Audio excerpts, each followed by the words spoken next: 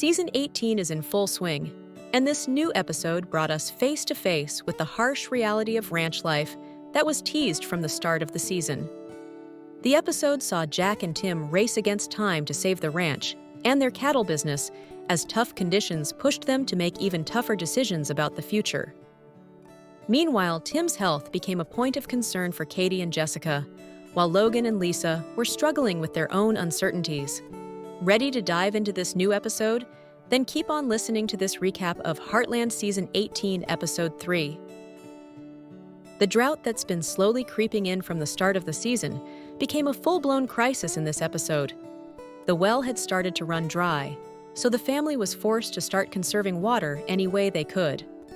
But it quickly became clear that conservation alone won't save the ranch. If they can't get more water soon, they'll have no choice but to sell their cattle, a decision that would devastate Jack and Tim and destroy the family's legacy.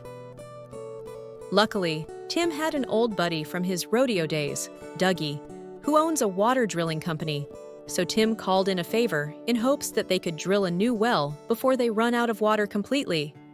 But the first attempt at finding water, and therefore a suitable place for the new well, was a bust.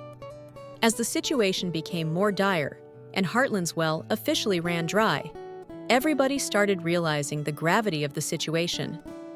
Amy even had to call her clients to pick up their horses, and they had to move their own horses to Fairfield, Lisa's stables, since there was not enough water to water the horses. And after another unsuccessful drilling attempt, Tim and Jack had no choice but to start seriously talking about selling their herd, since they couldn't afford to bring in water tankers for the cattle for longer than a week. So, while Tim started calling auction houses to find the best price for their cattle, desperation and anger led Jack to throw a Hail Mary and do something unorthodox. Try using a divining rod to find the best place for the well. Early in the episode, Jack was talking about how his grandfather used a divining rod to find a place for their current well.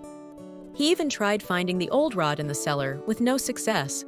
So when things got really bad, Jack picked up a branch from a fallen tree to use as his very own divining rod and tried his hand at finding a spot for the well. At first, it didn't really work. Jack even told his horse, Blue, about how stupid he felt doing it. But then, by some miracle, Jack's gut instinct kicked in. The divining rod he was holding started to work, and he found a spot worth digging. At first, Dougie hesitated, not wanting to take any more of their money for trying yet another spot with no success. But Jack's instincts told him to drill. And just when it looked like the spot Jack found would be another failure, Jack's faith, and the family's trust in him, paid off. Jack told Dougie to keep drilling, and suddenly, water started gushing out of the ground. It was a huge win for the family. But not only that, it also marked the start of a different kind of relationship between Jack and Nathan Price. What am I talking about? Well, let me tell you. In a surprising turn of events, Jack and Nathan's relationship took a step toward reconciliation. At the beginning of the episode, Jack and Nathan had a conversation while they both were out riding and surveying the land. It started off tense due to the lingering animosity over Nathan getting the Garland Foods deal. But as Nathan revealed that Price Beef is also struggling with a lack of water, Jack realized that they're facing the same uphill battle. So, later, when Nathan found Jack trying to use the divining rod to find water, the two shared a moment of understanding. Jack apologized for his initial hostility and got real about Heartland possibly having to sell their herd. Hearing this and seeing Jack stumble upon a possible spot for a well, Nathan offered to cover half of the well digging cost if Jack's intuition really led them to water. After all, the spot Jack found for the well is on the land Heartland leases from Nathan. And even though Nathan was skeptical about them even trying to drill in that spot, Jack told him that when it's your last shot, you take it, no matter how wild it is. So Jack caught up to the drilling rig, and the whole family, plus Nathan, gathered around to see the rig in action and then to celebrate their win after the rig hit water. It was a pivotal moment that not only tied their ranches together quite permanently, meaning that some kind of truce will have to be established between Heartland Beef and Price Beef, but it also ended up showing a softer side of Nathan to Amy. After the last 2 episodes of tension between Amy and Nathan, the two seemed to finally come to some sort of understanding as they watched the water gush out of the land. The tension was released, and Amy and Nathan even shared a hug to celebrate finding water.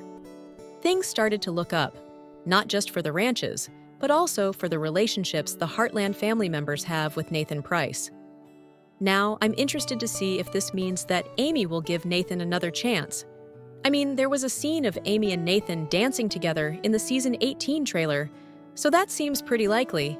But we will have to wait and see how exactly that comes about. Amidst all the chaos of the drought, another serious concern arose: Tim's health.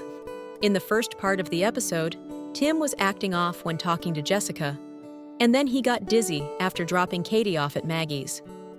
Katie, worried about her grandfather, wanted to tell Jessica about Tim's dizzy spell, but Tim told her not to say a word.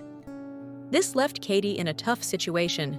She saw that something was wrong with Tim and wanted to say something, but she also didn't want to betray Tim's trust. She was so torn that Katie ended up confiding in Jack about what to do. She didn't name any names, of course, but she still got some valuable advice from her great-grandfather. So, Katie listened to Jack's advice about trusting her gut and decided to tell Jessica about Tim's dizziness. And just in time, too, because right after that, Tim's health took a more serious turn when he got so dizzy that he collapsed in the barn. Jessica was the one who found him and insisted that he see a doctor, and she had her work cut out for her since she had to confront Tim about his refusal to take care of himself. But in the end, Jessica got Tim to confess that he's been scared it might be something serious, like CTE, a degenerative brain condition that might have developed from all the falls he took during his rodeo days. Then she promptly reminded Tim about the advice he had given her not long ago, to not live in fear and to face problems head-on. And fortunately, this storyline concluded on a lighter note. At the end of the episode, we saw Jessica and Katie anxiously waiting for Tim outside the clinic, only for Tim to emerge with an unexpected diagnosis: reading glasses. His dizziness and blurred vision, it turns out, are due to stress and too much screen time, a relief to everyone. Though Tim wasn't too thrilled about the idea of looking like Jack with his new glasses. Speaking of Jack, in this episode, we also finally saw the return of Jack's wife, Lisa. This time around, Lisa's storyline took a more personal turn as she faced doubts about her place in the racing world. At the start of the episode, we saw Lisa tell Jack about an exciting new opportunity. Fleet Equine, a fancy racing magazine Lisa reads religiously, reached out, wanting to profile her and Fairfield in a feature article. And after some encouragement from Jack, Lisa agreed to the interview. The interview started out well, but then it took a turn. The interviewer, Hope, asked Lisa about how she's planning for her retirement, since there's a rumor going on in the racing world that Lisa might be retiring soon. A comment that threw Lisa off completely, since she hadn't even considered retiring, not anytime soon anyway. To make matters worse, Hope also implied that one of Lisa's new horses, a filly she's really excited about, might have genetic predispositions for injury. Something that Hope found out after writing an article about a genetic study in which the filly's sire, Ace Beats King, was one of the stallions they studied. Feeling shaken, Lisa cut the interview short, telling the interviewer that although she appreciated Hope choosing her for the article, Lisa didn't think that the magazine's readers would be interested in reading about someone like Lisa, someone old school. But later, during a post-dinner conversation with Jack, Lisa told him the real reason she walked out of the interview. All the talk about DNA studies made Lisa doubt her methods of choosing horses, since she uses her instincts rather than science to pick which horse to buy. Jack quickly assured her that her proven instinct would trump science anytime, and that helped Lisa make the decision to face her fears and ask Hope for another meeting. This time around, Lisa was open and honest, which led the interview to turn out much better. So, by the end of the episode, Lisa's confidence in her instincts had returned. The filly won her first race, and it was Lisa's time to encourage Jack to trust his instincts about there being water in the spot he found. Finally, Logan also had a very emotional episode since his determination to make a name for himself hit a snag. As the episode began, we saw Logan working with Tim's horse, Cobra. But progress was slow, and Logan got more frustrated by the minute. Amy noticed Logan's frustration and questioned his motives for thinking about entering the colt starting competitions.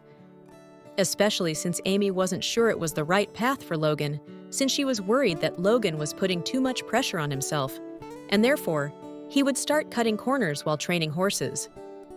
It all came to a head when Logan tried a new technique he saw a trainer from Texas doing online. First, tire the horse out, and then it will be too exhausted to fight you when you do the actual work with it. Amy saw the technique for what it was, a shortcut, not a sustainable way to help Cobra overcome his anxiety. But Logan didn't see it that way, and they ended up getting into a fight over how Logan feels like he has to make a career from nothing because he doesn't have the same legacy to build on that Amy does. The next day, after Logan apologized for getting angry, Amy made him go on a ride with her. Eventually, they ended up at the old jumping course, where Logan finally opened up to Amy.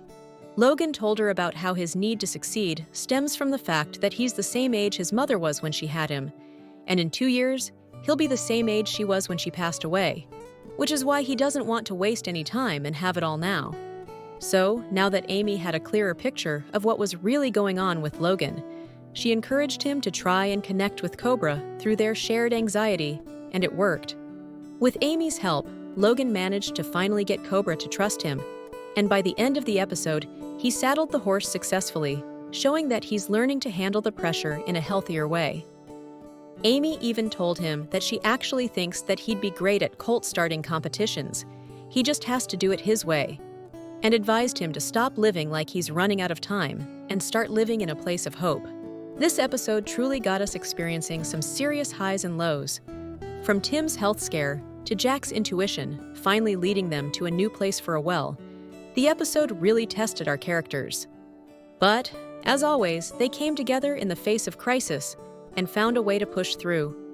So, with the ranch's future in a more secure place for now, it will be exciting to see how the rest of the season unfolds. What did you think of this episode? Are you hopeful about Jack and Nathan's growing truce and what it means for Nathan's relationship with Amy? And what did you think about the things that the rest of the characters went through in this episode? Let me know your thoughts in the comments below. And I'll see you back here for another recap next week.